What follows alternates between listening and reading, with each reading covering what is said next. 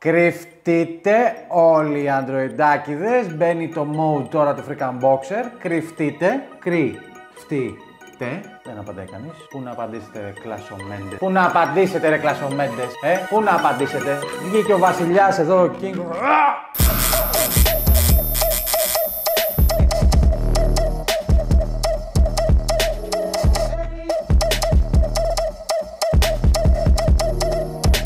Και φυσικά, ποιος άλλος, madmob.gr, Mad Mobile and Devices. Θα τα βρείτε στο Facebook, στο Instagram, στο TikTok επίσης κάνουμε διάφορα βιντεάκια εκεί με tips κτλ.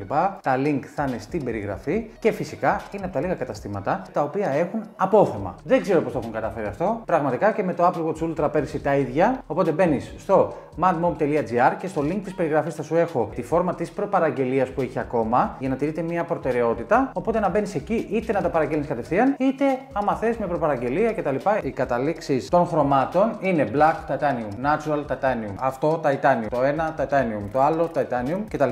Εγώ δεν θα προτιμούσα το Blue Titanium γιατί στην ουσία το 12 Pro Max που έχω είναι ένα μπλε. Το matte πίσω είναι ίδιο, μόνο το πλαϊνό αλλάζει που εδώ είναι ατσάλι και εδώ είναι τιτάνιο. Πρέπει λίγο να παίξεις μπαλίτσα. Να πατήσεις το κουμπί του subscribe, να το σπάσεις, έτσι. Και σαφώς το κουμπί του like, τα σχόλια από κάτω, τι δεν σ' άρεσε, τι σ' άρεσε κτλ. Εδώ είμαστε για να συζητάμε κάθε λίγο και λιγάκι. Λοιπόν, πάμε πίσω. Όπως θα παρατηρήσεις φέτος, δεν έχει αυτή τη γυαλάδα του ατσαλιού, του stainless steel. Είναι κατασκευασμένο από τιτάνιο. Οπότε και πιο ελαφρύ και μεγαλύτερης αντοχής σε σχέση με το stainless steel. Τώρα θα σου δώσω εδώ ένα μικρό hint ότι το midway μέσα, όπως είχαμε πει και στην παρουσίαση, στο live που είχαμε κάνει στο ένα καθόλου podcast, μέσα είναι από αλουμίνιο. Άρα σημαίνει ότι έχει γλιτώσει κατά πολύ βάρος κατασκευαστικά σε σχέση με τις προηγούμενες σειρές. Άλλο ένα πράγμα που έκανε η Apple φέτος και για μένα ήταν epic foul, δεν ξέρω για ποιον λόγο, δεν ξέρω πού αποσκοπεί, δεν ξέρω αν γλίτωσε κατασκευαστικά μέσα στο τηλέφωνο χώρο για να κάνει παραπάνω μεγαλύτερη την μπαταρία όπως λέγανε κτλ.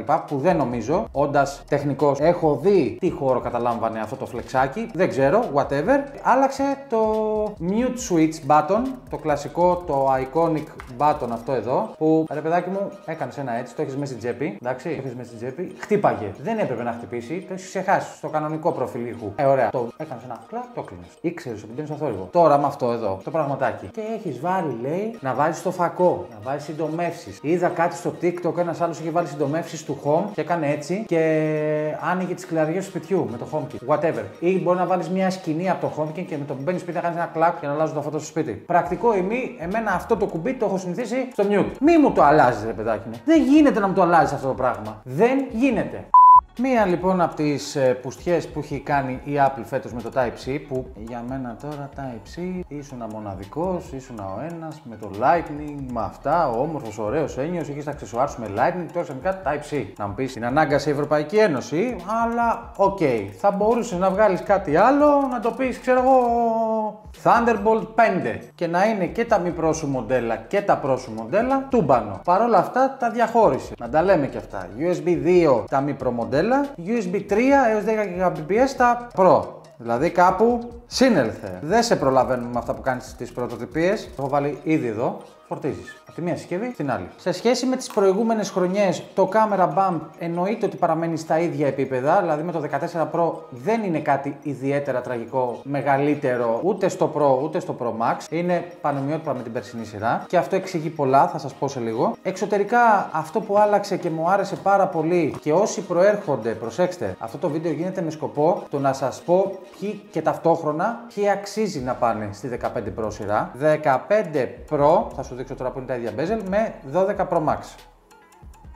Θεωρώ ότι η φετινή σειρά, μιας και μιλάμε για το εξωτερικό, είναι η πιο άχρωμη, άοσμη σειρά που έχει βγάλει ever το iPhone. Τώρα θα μου πεις, ρε φρικ, κάτω στα σχόλια, ήρθαμε εδώ για να μας κράξει το iPhone. Όχι, αλλά θα σου πω το ένα, θα σου πω και το άλλο. Άλλο ένα πράγμα που θα δείτε και θα διαφοροποιείται και στην παλάμη σας είναι το πώς κάθεται στο χέρι τα Pro Max ιδιαίτερα μοντέλα που εγώ είμαι του Plus, 7 Plus, 8 Plus κτλ. Από τότε μόνο σε Plus ήμουνα. Τα Pro Max μοντέλα κάθονται και παρατηρείς στο χέρι σου κατευθείαν την καλύτερη εφαρμογή που έχουν. Πώς έγινε αυτό? Όπως θα δεις και θα παρατηρήσεις και εδώ. Το κάνω λίγο όπως πρέπει. Εδώ. Έχει πιο λεπτές, πιο ωραίες, άκριες, πιο στρογγυλεμένες η καινούργια σειρά. Είναι πιο στρογγυλεμένο, κάθεται πιο καλά επάνω στο τηλέφωνο. τηλέφωνο και γενικά στο midway το έχουν μελετήσει, το έχουν κάνει τσεκ πιο στρογγυλεμένο. Οπότε δεν είναι σαν να σε κόβει το ατσάλι. Βέβαια παίζει ρόλο και το τιτάνιο που είναι πολύ μαλακό στην υφή σε σχέση με το παγωμένο και πιο απότομο ατσάλι και είναι μια χαρά decent. Οι οθόνες των δύο συγκεκριμένων μοντέλων έχουν την ίδια τεχνολογία. Super Retina XDR οθόνη με ProMotion. Αυτό σημαίνει ότι σου επιτρέπει να φτάσει έως και τα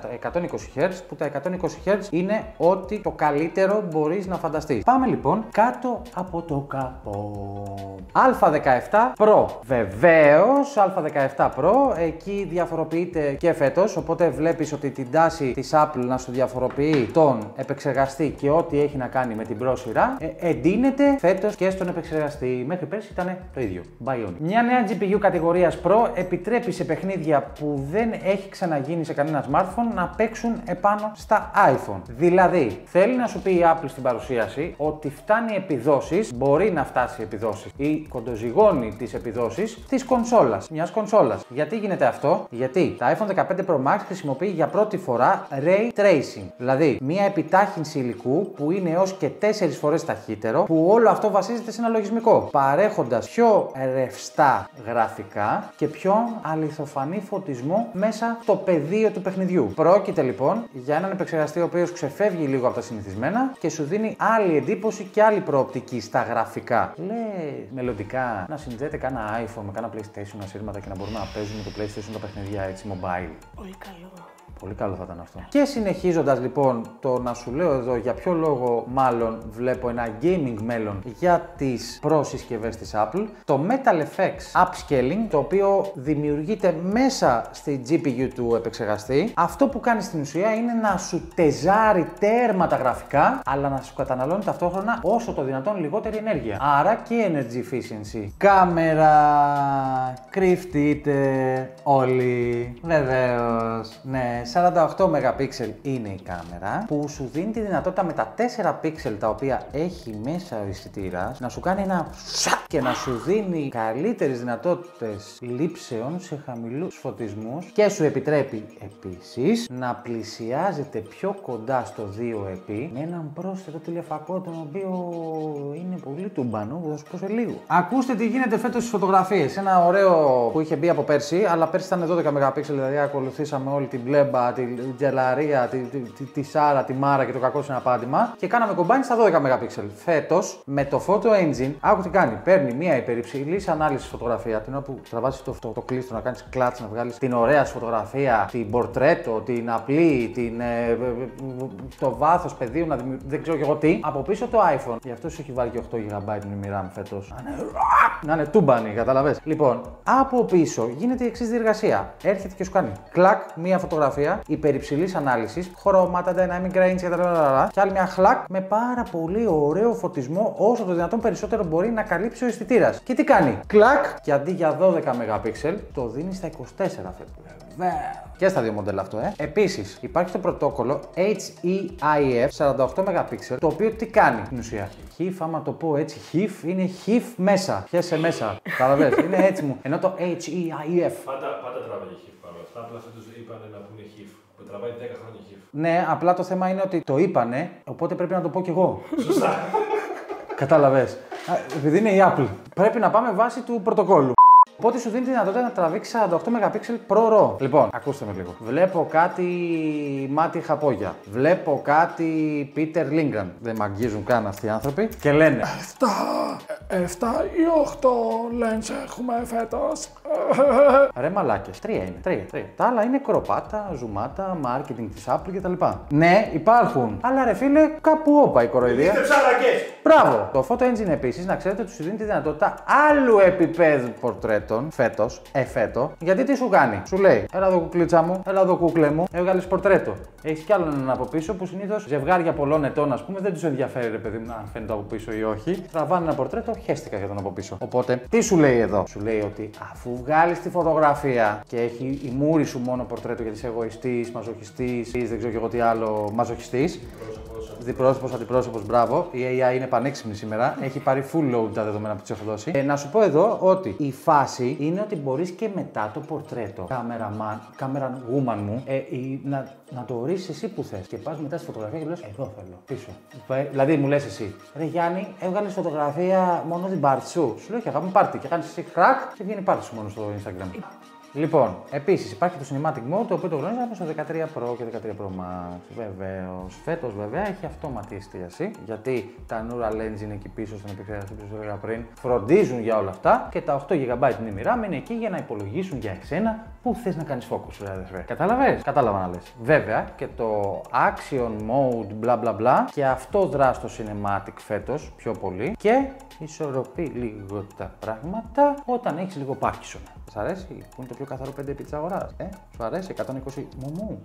Σου αρέσει που συγκρίνονται κάμερες τύπου Canon R6, Sony 7S3 και τις συγκρίνουν 5.000 ευρώ συστήματα με 1.500 ευρώ καμερούλα? Σου αρέσει? Προσέξτε τώρα. Αυτό το 5x οφείλεται σε ένα σχεδιασμό αυτής της κάμερας εδώ, περισκοπικής ή αλλιώς τύπου περισκοπικής, που εξηγείται γιατί τόσα χρόνια η Apple δεν έβαζε περισκοπική. Γιατί θέλει να το κάνει με το δικό της τρόπο. Ο σχεδιασμός είναι εντελώς διαφορετικός από μια κλασική περισκοπική κάμερα που φαίνεται κάπως σαν ένα amorphic φακός μέσα. Έτσι, αυτό το περίεργο. Ωραία. Πω εδώ ότι οι ανακλάσεις γίνονται κάπως αντίθετα, οπότε το έχει πάρει το σχεδιασμό πολύ flat και πολύ κάτω, δηλαδή το module της κάμερας όλο είναι πολύ διαφορετικό σε σχέση με αυτό που θα δείτε σε κλασικές περισκοπικές κάμερες. Άρα η Apple ήθελε να το κάνει με τον δικό της μοναδικό τρόπο και το έκανε.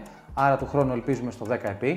Αυτό περίμενα να ακούσω. Οπότε τι γίνεται? Οι ανακλάσεις του φωτός σε αυτό το σώμα γυαλιού που υπάρχουν πριν το φακό αξιοποιούν το φως και τη δέσμη φωτός που μπαίνει έτσι και οδηγούν περισσότερο φως μέσα στο φακό. Και πρακτικά όλο αυτό γίνεται για να έχεις περισσότερο και φωτεινότερο, εάν μου επιτρέπετε να το πω έτσι, κάδρο και βάθος πεδίου και όλα τα σχετικά. Άρα εδώ διαφοροποιείται το 15 Pro με το 15 Pro Max.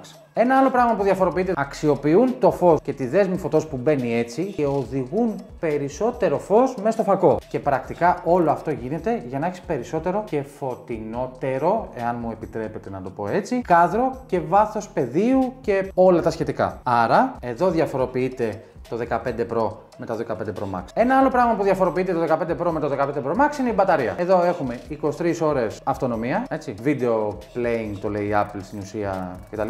Υπό συνθήκες, μπλα μπλα, αστερίσους, κάτω, μικρά γράμματα. Οπότε all day battery life το θέτει. Αλλά να σου πω εδώ, ό,τι κινητό έχω πάρει στα χέρια μου δεν αντέχει πάνω από μία συνηθισμένη μέρα μου. Που σημαίνει πρακτικά όλα τα τηλέφωνα παραμένουν το βράδυ στο κομμωδίνο μου και φορτίζονται. Ευχαριστώ. Εδώ βέβαια έχει πιο πολύ juicy και εδώ έχει αυξηθεί κατά 150 mAh η μπαταρία, όχι τραγικά πολύ, με το Energy Efficiency που σου προσφέρουν τα 3 νανόμετρα του Α17 αντέχει όλη την ημέρα. Μάλιστα. Αξίζει να πάρω το iPhone 15 Pro. Αξίζει να πάρω το iPhone 15 Pro Max. Άκουσέ με προσεκτικά. iPhone 12 και κάτω αξίζει. iPhone 13 και πάνω δεν αξίζει. Τι θα να σου πω. Είμαι ο Freakan Boxer. Μέχρι το επόμενο. Α, ναι, δες κάτι που σε ενδιαφέρει. Άντε, τελείωνε επιτέλους. Άντε να πούμε τόση ώρα να πάρουμε ένα τέτοιο για να κάνουμε βίντεο στο κανάλι μας. Περιμένουμε 10 ώρες τώρα κάνουμε γύρισμα. Άντε, φεύγω. Την πόρτα κλείσε. Γεια και χαρά.